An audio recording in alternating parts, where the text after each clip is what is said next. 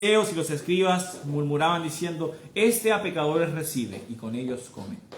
Entonces él les refirió esta parábola diciendo: ¿qué hombre de vosotros, teniendo 100 ovejas, si pierde una de ellas, no deja las 99 en el desierto y va tras la que se perdió hasta encontrarla? Y cuando la encuentra, la pone sobre sus hombros gozoso, y al llegar a casa reúne a sus amigos y vecinos diciéndoles: gozaos conmigo, porque he encontrado mi oveja que se había perdido. Os digo que así habrá más gozo en el cielo por un pecador que se arrepiente que por 99 justos que no necesitan arrepentimiento. Acompáñenme orando, por favor. Padre Celestial, yo doy gracias porque tú nos has amado. Señor, yo soy esa oveja número 100 que se escapó, pero doy gracias porque tú enviaste a Jesús por todo este mundo y ofreces ese regalo de la vida eterna a todos. Señor, yo doy gracias por eso. Señor, ayúdame a tener un corazón que ama a las almas, un corazón que desea que otros escuchen de Cristo. Señor, yo te pido estas cosas en el nombre de tu Hijo Jesús. Amén.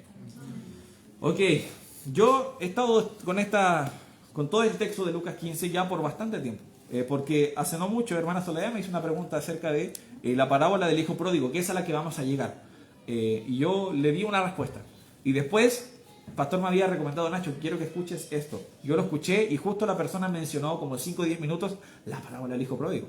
Entonces yo la estuve leyendo, la estuve estudiando y dije: me sale en todos lados, algo tiene que significar. A lo que voy es que es probablemente una de las parábolas más conocidas de toda la Biblia. Y es curioso porque solo aparece en el libro de Lucas. Normalmente algunas aparecen en varias porciones, ya que muy posiblemente Jesús muchas veces repitió mensajes para diferentes públicos. Y esta parábola es bien especial y bien utilizada. Muchos la han escuchado. De hecho, quizás hasta he escuchado la frase: volvió el hijo pródigo. Cuando alguien se arrepiente y vuelve, a lo mejor hizo algo y se dio vuelta y dijo: volvió el hijo pródigo. Todo el mundo entiende esa parábola, incluso si no eres un cristiano, ni lees mucho tu Biblia, o a lo mejor estás recién entrando y tú dices: la verdad, nunca he leído la Biblia, nunca fui a una iglesia, mi familia nunca fue creyente, pero es una parábola conocida. Y a veces pasa con estas parábolas que a veces nos olvidamos de que Jesús hacía estos relatos que él utilizaba como ilustraciones para una enseñanza específica, y eso es algo muy importante de las parábolas. Nunca, cuando tú estudies la Biblia, trates de darle muchas interpretaciones a una parábola que Jesús hizo. Jesús la hizo con un propósito específico. Y de hecho, muchas veces tú tienes que leer el contexto para darte cuenta por qué Jesús hizo esa enseñanza. O a veces tenemos el privilegio donde Jesús mismo la explica, como por ejemplo pasa con la parábola del sembrador. Este sembrador que iba tirando semillas, unas caen en el camino, otras caen en las rocas. Entonces después Jesús mismo explica la parábola, por lo que no tienes que darle otra interpretación de que las semillas representan los bienes. ¿Me entiendes o no? A veces pasa eso y debemos ser muy cuidadosos con cómo nosotros interpretamos la Biblia. Y aquí Jesús utiliza primero la parábola de una oveja perdida. Después, en la segunda, el versículo 8 dice: ¿o qué mujer tiene 10 dracmas y si pierde una dracma no enciende la lámpara y barre la casa y busca con diligencia hasta encontrarla? Y cuando la encuentra, reúne a sus amigas y vecinas diciendo: gozaos conmigo, porque he encontrado la dracma que había perdido. Así os digo que hay gozo delante de los ángeles de Dios por un pecador que se arrepiente. Entonces, vemos un patrón aquí, ¿no? Algo se pierde, algo se encuentra y gozo. Y este es el contexto. Jesús estaba hablando y predicando y dice que los pecadores le estaban escuchando. Dice: se acercaban a Jesús para oírle todos los publicanos y pecadores. Entonces, nosotros notamos de que de inmediato Jesús tenía un público que quizás no era tu público favorito. Quizás era un público que era bastante rechazado. Y no es algo que nos sorprende. Muchas veces los fariseos buscaban muchos motivos para criticar a Jesús, incluso acusándole en algunas ocasiones de bebedor, solo porque se juntaba con gente que bebía. ¿Pero con qué propósito? Con el propósito de hablarles el mensaje de la salvación. Ese era el propósito. Jesús estaba yendo porque esas personas necesitaban escuchar el mensaje y la razón por la que Él vino a este mundo. ¿Sabes qué? Tú también necesitas de eso. Y aunque no es el punto del mensaje, es muy bueno siempre recordar, y es reconfortante y nos da esperanza saber de que Jesús está interesado en ti. Tú podrías decir: no, la verdad es que yo he hecho cosas muy malas. hermano Ignacio, tú no entiendes las cosas que yo he hecho. Tú no entiendes las maldades que yo he cometido en mi pasado. Tú no entiendes las cosas que han pasado por mi mente y por mi corazón. ¿Sabes qué? Probablemente tienes razón. Yo no sé las cosas que has hecho. Yo no sé las atrocidades que quizás han pasado por tu mente. Pero Jesús sí, y Jesús está interesado en ti. Jesús te amó al punto de morir en una cruz, ser sepultado y al tercer día resucitar.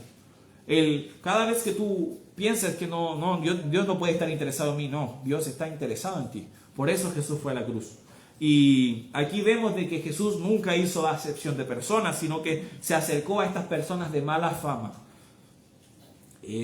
Nosotros podemos ver a través de las Escrituras que cuando una persona cometía algún pecado público, esa persona era repudiada, esa persona era segregada y quedaba con esa tacha y era difícil para esa persona vivir en la sociedad después de haber cometido algún crimen o algo que estuviera mal visto por la sociedad, incluso si fuera un pecado que nosotros estamos de acuerdo que está mal.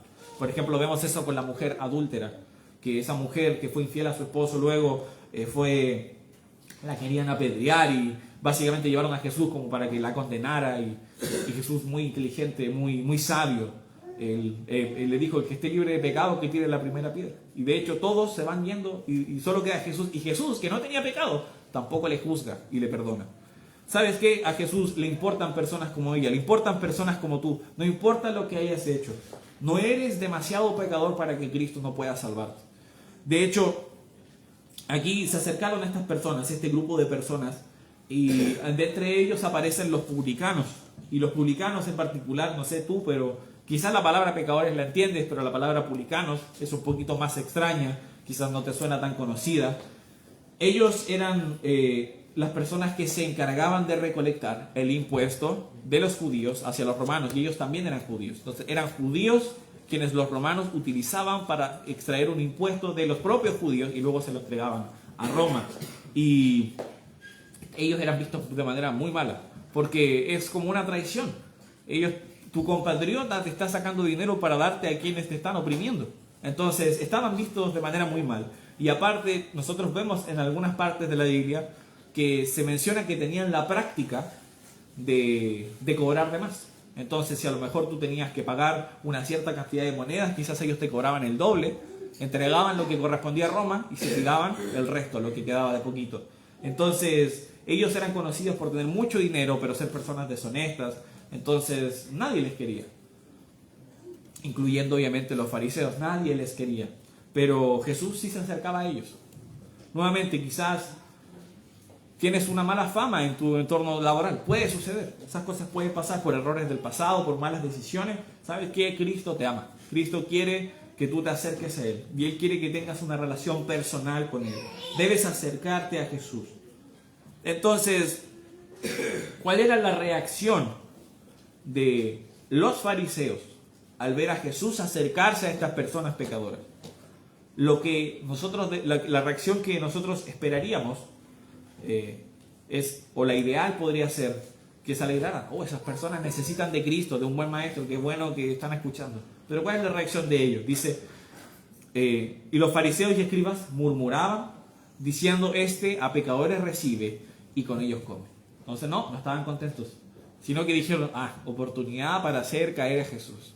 Y entonces mira con quién se junta. Mira, publicanos, pecadores, bebedores. Esas son las personas con las que anda tu nuevo maestro. Eso es lo que estaban diciendo los fariseos. Y Jesús entonces dice 3 parábolas que apuntan a este problema. La primera y la segunda las leímos y ahora vamos a ir a la tercera en el versículo 11. Dice: también dijo, un hombre tenía 2 hijos, y el menor de ellos dijo a su padre: Padre, dame la parte de los bienes que me corresponde. Y le repartió los bienes. No muchos días después, juntándolo todo, el hijo menor se fue a una provincia apartada y allí desperdició sus bienes, viviendo perdidamente. Cuando todo lo hubo malgastado, vino una gran hambre en aquella provincia y comenzó a faltarle. Y fue y se arrimó a uno de los ciudadanos de aquella ciudad, el cual le envió a su hacienda para que apacentase cerdos. Ahora, es muy bueno que nosotros podamos darnos cuenta de que esta historia, si nosotros entendemos bien, El hijo pródigo vendría a ser las personas que están perdidas, es decir, los pecadores, todos nosotros. ¿Y qué tan bajo hemos caído cuando estamos sin Dios? Observa cómo esta persona tuvo que apacentar cerdos. Si tú recuerdas, los judíos no comían cerdos porque son animales sucios. Dios lo había prohibido. ¿Qué cosa más humillante, ¿no? Estar cuidando de los cerdos. Bueno, así estamos tú y yo cuando seguimos en nuestros pecados y en nuestros delitos. Sucios. Vivimos en lo peor, en la escoria. Dice el 16, deseaba llenar su vientre de las algarrobas que comían los cerdos. Yo no sé tú, yo he visto cerdos en granjas, y yo no sé tú, pero a mí no me da hambre cuando veo esa comida. Pero así debajo había caído el hijo pródigo, que tenía hambre de comer la comida de los cerdos. Una circunstancia, creo que la palabra ideal sería patética. Tú dices, ¿qué tan bajo ha caído? Bueno, así estás tú cuando estás sin Dios. Sabes que a veces el pecado es engañoso y piensas de que por estar en pecado no necesitas a Dios y te da una especie de falso sentimiento de éxito. No, yo la verdad es que me va bien, hago las cosas que quiero, pero eso de creer en Jesús no, porque me va súper bien. Eventualmente vas a terminar como el hijo pródigo, vas a terminar en el barro deseando la comida de los cerdos, es decir, en lo más bajo, en lo más miserable. Y es importante que nosotros nos demos cuenta de manera oportuna. Sabes que la vida no es eterna. Me refiero, nuestra vida en la tierra no es eterna. Eventualmente todos vamos a morir. Y aquí el hijo pródigo se da cuenta de manera temprana y dice, debería volvernos de mi padre. Pero tú y yo a veces esperamos demasiado para esa decisión. Quizás tú estás sin Cristo y dices, no, pero cuando sea viejito, ahí yo me voy a preocupar. Ahora voy a vivir mi vida, voy a disfrutar mi dinero y después me voy a preocupar de estas cosas. Estas cosas son para la gente vieja. La iglesia es para la gente vieja. Yo ahora que soy joven, que estoy en mi mejor momento financiero, de tiempo, entonces ahora me voy a preocupar en mí y después me preocupo de Dios. ¿Sabes qué? No tenemos certeza del día de mañana. La Biblia nos habla de eso. De hecho, en una de las cartas de Pedro se nos dice que la vida del hombre es como la hierba y su gloria como la flor de la hierba, que se seca y se marchita. Me pasa mucho, me pasaba porque para el día creo que fue para el cumpleaños de mi mamá, el año pasado, yo le regalé flores. Y estaba muy contento, ¡ay, gracias! Y yo le encanta la flor. Así que, hijo, regálale flores a tu mamá. Y yo la fui a ver y estaban sus flores, como al día siguiente la fui a ver. Después fui como a la semana siguiente o subsiguiente y ¿sabes qué? Las flores no estaban. No estaban las flores. Y ella se preocupó, de hecho dijo, tengo un florero, le puse agüita, le puse azúcar al agua, yo no sé si eso funciona, pero eso hizo. Y a las 2 semanas, algo así, no estaban. Porque se habían muerto, se habían marchitado y nadie quiere tener flores marchitas en su casa. Y tampoco regale flores plásticas porque eso también está feo. Pero mi punto es, porque alguien podría decir, esas no se marchitan. No, el punto no es ese. El punto es de que la vida es corta. Y Dios ocupó eso, que es algo práctico, un ejemplo que todos entendemos, las flores, para explicar nuestra vida. Otros ejemplos de la Biblia nos dicen que la vida es como una neblina. Y a mí me encanta ese versículo porque quizás los aiceninos o la gente que vive en las partes costeras entenderán mejor esto. Pero como que la neblina tiene esta característica que tú no te das cuenta cuando se va. Como que tú ves y tú dices, está borroso. No se ve, hay que andar con cuidado, voy a encender los neblineros. Y de repente, ya se fue la neblina. No es como que tú puedas decir en el momento exacto en el que se fue. Sino que de un momento a otro tú dices, ya se despejó. Así es nuestra vida. Quizás tú dices, no, pero yo voy a vivir 80, 90 años. ¿Sabes qué? Eso es muy corto. No nos vamos a dar cuenta cuando ya va a ser demasiado tarde. Te animo a que puedas buscar a Dios hoy. La Biblia nos dice en Eclesiastés 12 que nos debemos acordar a nuestro Creador en los días de nuestra juventud. O en Isaías nos dice que busquemos a Dios mientras puede ser hallado. Va a haber un momento en el que no vas a poder buscar a Dios. Cuando mueras sin haber creído en Cristo, va a ser demasiado tarde para clamar a Dios. Dios te está dando una oportunidad. Dios, Él dio el primer paso, envió a Jesús. Ahora tú tienes que tomar la decisión. En el versículo 17 dice, y volviendo en sí dijo, ¿cuántos jornaleros en casa de mi padre tienen abundancia de pan y aquí yo perezco de hambre? Me levantaré y iré a mi padre y le diré, Padre, he pecado contra el cielo y contra ti. Ya no soy digno de ser llamado tu hijo. Hazme como a uno de tus jornaleros. y levantándose vino a su padre. Y cuando aún estaba lejos, lo vio su padre y fue movido a misericordia y corrió y se echó sobre su cuello y le besó. ¿Sabes qué? Algo maravilloso es de que Dios está dispuesto a perdonarte. Quizás tú, como te decía al inicio, tú puedes decir, hermano Ignacio, tú no entiendes las cosas que he hecho. ¿Sabes que Dios las entiende y aún así dice, te perdono? Estoy dispuesto a perdonarte. Tienes que acercarte a Él. Tienes que acudir a Él. De hecho, aquí me llama mucho la atención de que el hijo pródigo se acerca no con la intención de volver a ser su hijo. Él dice, no, yo sé que no soy digno de ser su hijo. Me basta con ser uno más de sus trabajadores, uno más de estos jornaleros. Pero el Padre le amaba. Fue movido a misericordia y de la misma manera Dios se movió a misericordia con el mundo entero enviando a Jesús. Hay muchos versículos que hablan de esto. El más conocido quizás es Juan 3:16, que la Biblia nos dice que de tal manera amó Dios al mundo que ha dado a su Hijo unigénito. Entonces Dios amó al mundo, que decidió entregar a su unigénito Hijo para que no se perdiera el mundo, sino que todo aquel que creyera en Jesús pudiera tener el regalo de la vida eterna. Esa es la misericordia que tiene Dios.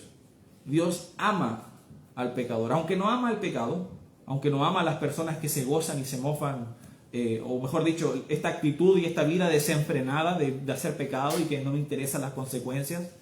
Sin embargo, Dios ama a las almas. Tienes que pensar de que somos creados a su imagen y semejanza. Obviamente que a Dios le importan las almas.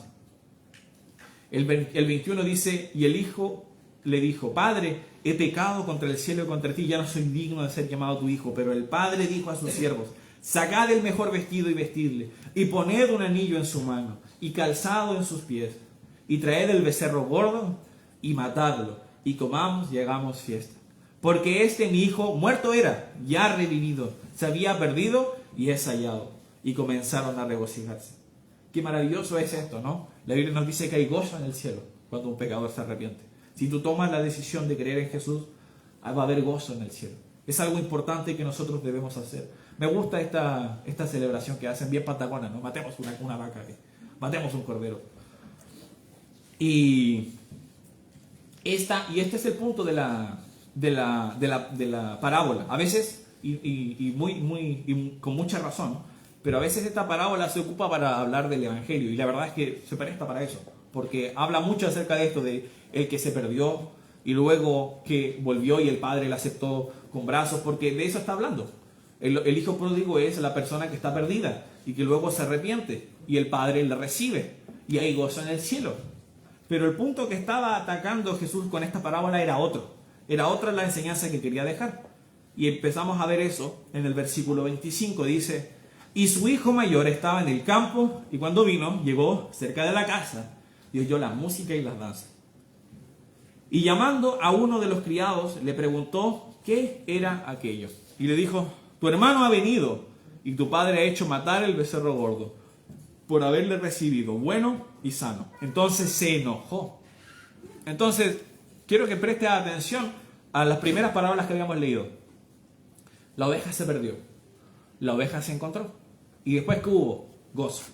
La moneda se perdió. La mujer la encontró. ¿Y qué hubo? Gozo, fiesta, celebración. Pero ¿qué sucedió aquí? Hubo gozo y celebración de parte del padre, pero cuando se entera el hermano mayor que el hijo pródigo había vuelto, no hay gozo, hay molestia. Dice, entonces se enojó y no quería entrar.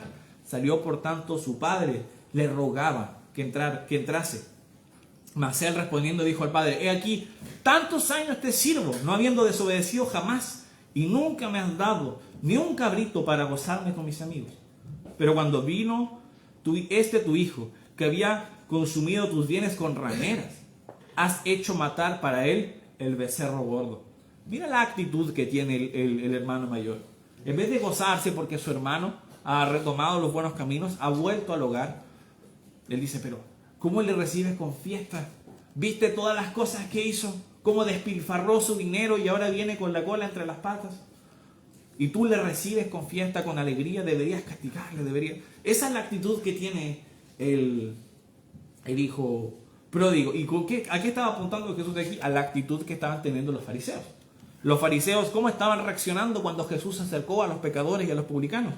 Estaban murmurando. Estaban diciendo, mira, Jesús está están hablando, no, mire con quién se junta Jesús. No es la actitud que Dios desea de nosotros cuando personas se arrepienten y se acercan a Él. ¿Por qué estas cosas pueden suceder en nuestro corazón? ¿Por qué nosotros podemos tener a veces la actitud que tiene el hermano mayor? Cuando alguien se acerca y se arrepiente, en vez de gozarnos, en vez de alegrarnos, nosotros, como decimos en buen chileno, nos amurramos. Decimos, pucha, no tiene que haber pasado eso. Como una guagua, como un bebé haciendo puchero, reaccionamos mal. Bueno, una de las razones por las que estas cosas pueden suceder es por la envidia. A veces nosotros queremos la atención. En este caso, el hijo dice, yo con mis hermanos no tenemos nada, pero él sí. Entonces hay una actitud, él percibe una especie de injusticia y siente envidia porque su hermano sí recibe un becerro gordo para celebrar, pero él no recibe nada. ¿Sabes qué? Eso también estaba en el corazón de los fariseos. Acompáñame a Mateo, guardando tu lugar en Lucas, acompáñame a Mateo, capítulo 27.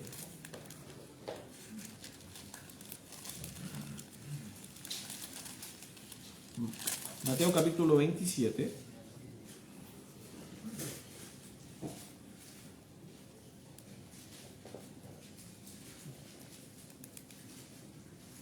Oh, no anoté el versículo correcto. Bueno, me van a querer entonces. En Mateo 27 hay un versículo, lo anoté mal, pero se nos dice de que le entregan y da un motivo específico. Y es de porque sentían envidia de él. O sea, cuando entregaron a Jesús, a ver si alguien me quiere ayudar encontrando. Yo noté un versículo que era el 13, pero no era el 13. Y dije, no era eso. No era el 13. Estaba revisando. Bueno, le dicen a Jesús. ¿Y por qué le habían entregado? Y es porque sentían envidia de él. En otros versículos, por ejemplo, los fariseos discuten y se preocupan por las enseñanzas que está haciendo Jesús porque dicen, no, van a venir los romanos. Ellos les preocupaba perder su poder y su autoridad religiosa y social que tenían en Israel. Entonces nos damos cuenta de que la envidia muchas veces nos motiva y nos lleva a tomar actitudes, incluso comentarios o hasta decisiones que desagradan completamente a Dios. Debemos ser muy cuidadosos de cómo nosotros reaccionamos ante esos tratos. A veces puede suceder que tú llegas a la iglesia, el pastor invierte tiempo en ti, empiezas a crecer, empiezas a leer la Biblia, empiezas a madurar. Luego llega una nueva familia y ¿sabes qué? El pastor no se puede duplicar, así que tiene que invertir tiempo en esa familia. ¿Y tú qué dices? No, me molesta. No, ahora ni me pesca. ¿Qué versículo era? 18, no era el 13, me faltó terminar como la otra vueltita. El 18 dice, porque sabía que por envidia le habían entregado. Gracias, hermano, para que vean que yo no estaba mintiendo. A veces pasa eso, que a lo mejor el pastor va a empezar a invertir tiempo en esa nueva familia que está llegando, pero tú dices, no, eso es porque claramente él les ama más y te vas de la iglesia amargado y luego vas a otros lugares y dices, no, en esa iglesia el pastor ama más a unas familias que... Qué terrible que pasen cosas así. En vez de alegrarte, qué bueno que llegó una nueva familia, qué bueno que ellos empezaron a aprender de la Biblia y el pastor está invirtiendo tiempo en discipularles, o hay un hermano que está visitándoles, qué bueno, no. Tú dices, no, y el pastor ya no se preocupa por mí, me voy a otra iglesia. A veces pasa esas cosas, nosotros sentimos envidia. A veces pasa de que personas a las que tú quizás sientes alguna especie de rechazo, a lo mejor alguien que te ha hecho mal en el pasado, empieza a llegar a la iglesia. Imagínate pasa algo así. Alguien con quien te llevabas mal. A lo mejor algún jefe que fue muy mal jefe contigo. O a lo mejor un empleado que fue irresponsable y que no lo soportaba. Y luego llega a la iglesia.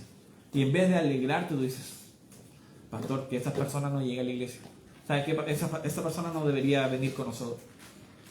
Y esa persona empieza a tomar buenas decisiones. Esa persona que llegó es salva. Esa persona se bautiza. Esa persona empieza a ser discipulado. Empieza a participar en el evangelismo. Y tú dices, no quiero que esa persona se congregue más con nosotros.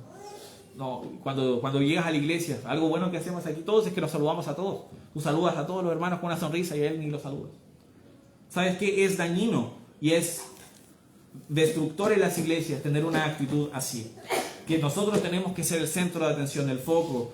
Y cuando otra persona empieza a recibir la atención, nosotros nos molestamos. Nosotros tratamos de llamar la atención. No es positivo. El versículo 31 de Lucas capítulo 15 dice: Él entonces le dijo, el padre respondiendo al hijo mayor: Hijo, tú siempre estás conmigo y todas mis cosas son tuyas. Mas era necesario hacer fiesta y regocijarnos porque tu hermano era muerto y ha revivido, se había perdido y es hallado. La actitud que debes tener cuando alguien se acerca a Cristo, cuando alguien empieza a tomar buenas decisiones, cuando un nuevo creyente se empieza a congregar, cuando un nuevo creyente empieza a participar en la iglesia, siempre debe ser gozo, siempre. No debe haber otro motivo, no debes sentir envidia, no debes sentir molestia, no debes sentir enojo, no debes reclamar, no, pero ¿por qué esta no, debe ser gozo. ¿Sabes qué?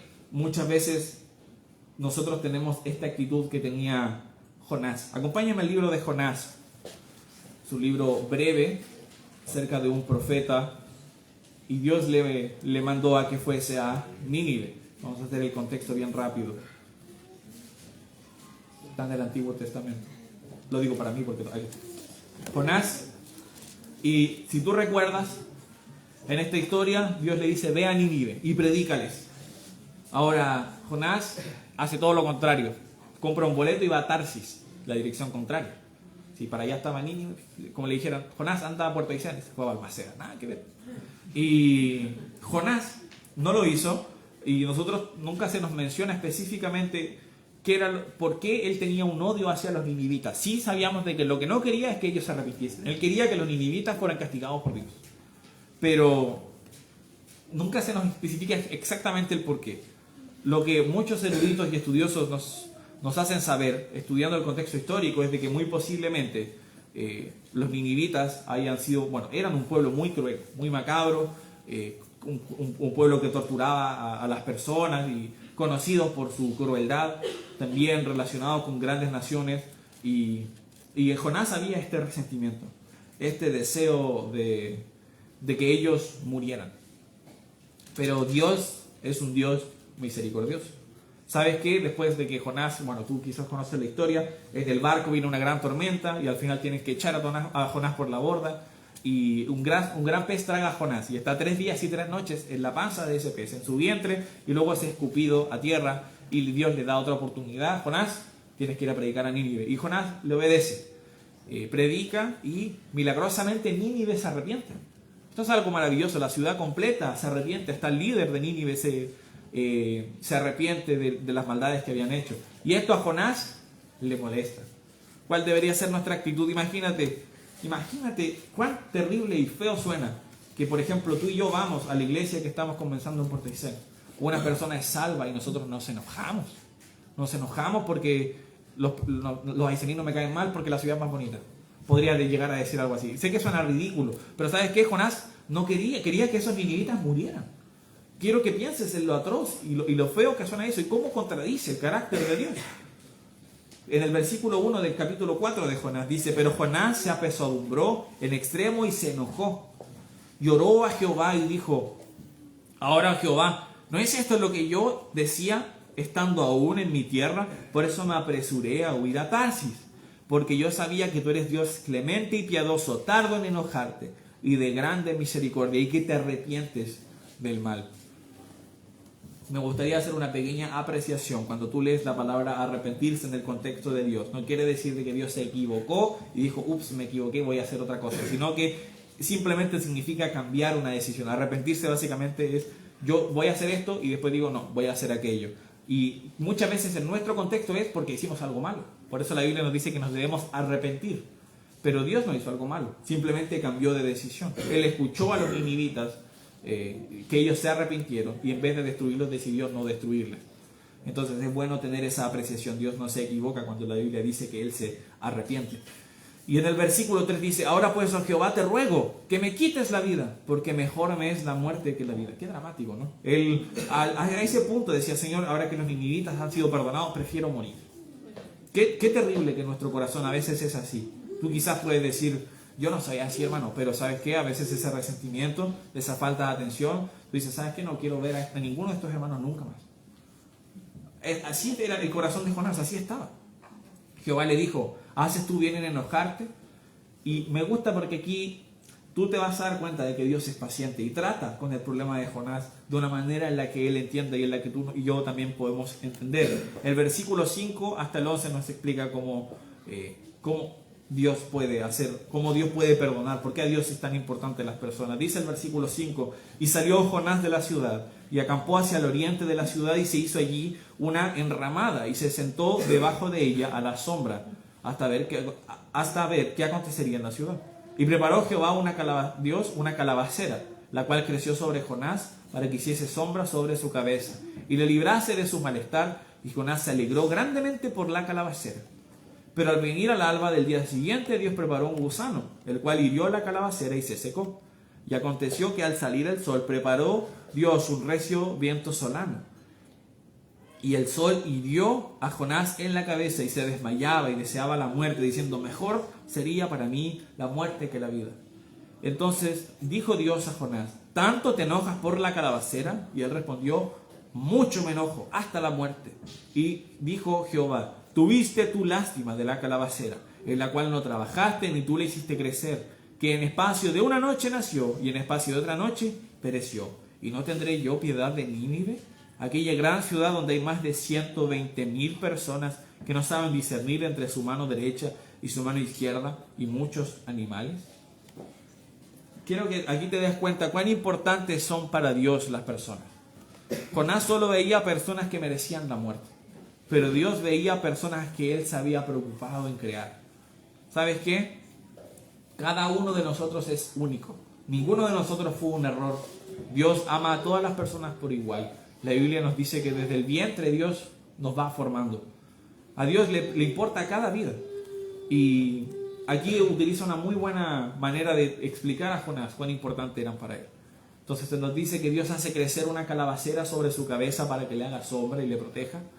Y a Jonás eso le agrada. Después, cuando llega el alba, envía a este gusano para que la calabacera se seque y se muera.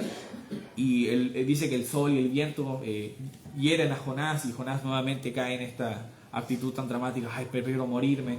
Y ahí es donde Dios le dice, ¿te molesta la muerte de la calabacera? Y sí, mucho. Y aquí Dios hace esta comparación. ¿Plantaste la calabacera? No. ¿La regaste?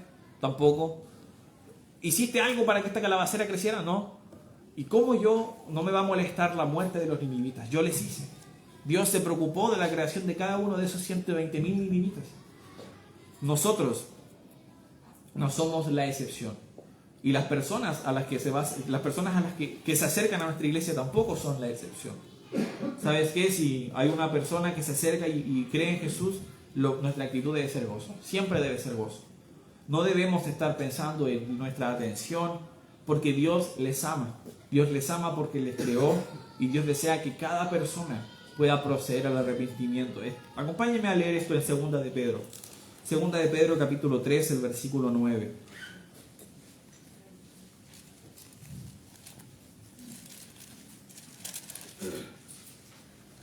Segunda de Pedro 3, el versículo 9. Dice, el Señor no retarda su promesa, según algunos la tienen por tardanza, sino que es paciente para con nosotros, no queriendo que ninguno perezca, sino que todos procedan al arrepentimiento. Mira la paciencia de Dios. Jesús prometió que iba a volver. Y tú podrías preguntar, ¿por qué no pasa? De hecho, aquí vemos que ya desde esa época estaban preguntando, ¿por qué aún Jesús no vuelve? Es porque Dios ama tanto a este mundo que está siendo paciente, no esperando que ninguno perezca, sino de que todos procedan al arrepentimiento. Ese es el amor que Dios tiene por las almas. Cuando Jesús veía a las multitudes que estaban como ovejas sin pastor, Él se compungió, se entristeció. Jesús amaba a las almas. Jesús realmente les amaba, y nosotros lo sabemos porque no solo lo expresó, no solo tenemos aquí relatadas las emociones de su corazón, sino que Él entregó su vida. Él sabía perfectamente todo lo que iba a padecer en esa cruz. No solo la cruz en sí, sino las burlas, la tortura y todas las acusaciones injustas que le fueron hechas. Y Él sabía todas estas cosas por amor a las almas. Aún así, sufrió el martirio de la cruz. ¿Sabes qué? Tú y yo a veces no dimensionamos ese amor de Dios. Y tú le dices, sí, yo sé que Dios ama a todo el mundo. Yo sé que Dios ama a todas las almas. Pero cuando luego tenemos esta actitud, Cuando a lo mejor hay una persona en tu entorno de trabajo que no te llevas bien y dices, le voy a dar tratado a mis compañeros de trabajo, pero él no. No, él no. No, porque qué incómodo sería que él, que es pesado, que es poco importunante, importuno, que él venga aquí a la iglesia. Sería raro, sería incómodo. No, mejor no. ¿Sabes qué? Dios ama a esa persona. ¿Sabes qué? ¿Qué pasaría si esa persona que estoy mencionando viniera y fuera salva? ¿Cómo sería tu reacción? ¿Gozo? Sería, oye, ahora lo voy a tener que ver más encima de la iglesia. ¿Esa sería tu actitud? Es bueno de que nosotros no tengamos la actitud de los fariseos, sino que nos preocupemos por las almas. ¿Sabes qué? No es solo preocuparse por las almas, no es solo el ganar almas, no es solo ir y tocar la puerta, aunque es una gran parte, probablemente la mayor parte, sino también qué actitud tú tienes. ¿Cuál es la actitud que tú tienes? ¿El deseo de que otras personas sean salvas? O si es que vas al evangelismo es porque el hermano Nacho ya lo viene diciendo mucho rato y me da pena que lo diga todo el rato, así que voy a ir. No, debe ser porque tú amas a las almas y porque deseas obedecer a Dios, porque deseas que esas personas también puedan estar glorificando a Dios. ¿Qué alegría es eso? Pensar, ahora hay un alma más que va a estar dando gloria a Dios. Debemos tener gozo. Esa es la actitud que Dios desea de nosotros cuando un pecador se arrepiente. Les pido que me acompañen orando, por favor. Padre Celestial, yo doy muchas gracias por cuán bueno eres. Señor, yo te pido que trates con nuestros corazones. A veces batallamos con la envidia, batallamos con que queremos ser el centro de atención, hay orgullo en nuestro corazón. Y cuando personas se arrepienten y empiezan, tú inviertes tiempo en ellos, y los varones de Dios que has puesto en nuestra vida, como el pastor y los hermanos maduros de la iglesia, o las hermanas, invierten tiempo en ellos, nosotros sentimos envidia, molestia, queremos que se vuelvan a fijar en nosotros. Señor, ayúdanos a tener gozo de que almas se están arrepintiendo, de que personas están escuchando el Evangelio y están tomando buenas decisiones, de que nuevos hermanos en Cristo están dejando la vieja manera de vivir para vivir en esta nueva manera de vivir. Señor, debemos tener gozo, queremos imitar tu corazón y tu carácter, el amor que tú tienes por las almas. Es lo que nosotros anhelamos y necesitamos, Señor. Combate, por favor, esta amargura que hay en nuestros corazones. Que no seamos como los fariseos, sino que al igual que en el cielo haya gozo cuando un pecador se arrepiente. Señor, yo pido estas cosas en el nombre de tu Hijo Jesús. Amén.